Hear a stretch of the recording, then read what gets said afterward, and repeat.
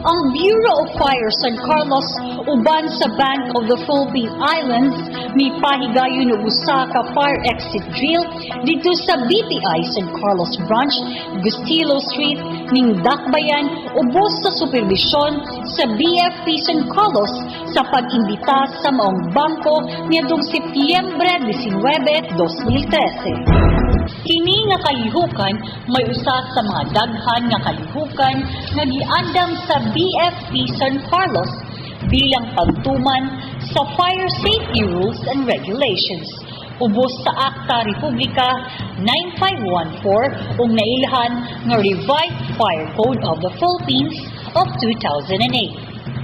Si FO Free Erwin Kalinawagan, kasamtangan nga OIC Fire Marshal sa BFP San Carlos, mo'y mihatag sa evaluation o rekomendasyon.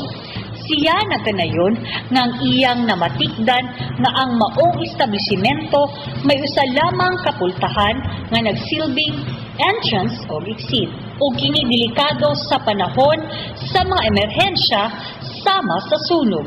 Iya usab nga gisugyot nga ang bangko kinahanglan nga magbaton sa automatic voltage converter sa ilang mga appliances tungod kay kasagaran nga sa mga pagsunog sama niining mga establishmento nagagikan sa faulty electrical nga hinungdan o kalit nga pagtaas sa kuryente gikan sa pag-brownout. Iya usab nga gisugyot nga kinahanglan nga kining bangko magbaton og alarm system nga magpahibalo direkta sa fire station.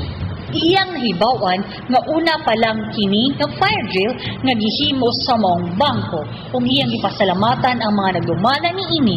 Iya usab nga gipalipayan sila nining maong lakang. Samtang si Bank Manager Nick Hionanga sa ngalan sa bangko nagpasalamat sa tanan nga miabag niining maong kalihukan.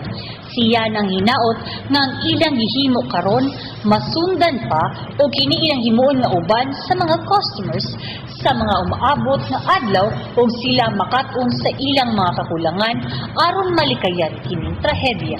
Mitambong sa mong pagpahigayon sa fire drill ang 14 ka mga kawani sa BPI nga naglakip sa 7 nila ka mga gwardya ug 7 ka mga kawani pundok sa kapulisan, traffic enforcers, City Disaster Risk and Reduction Management Office.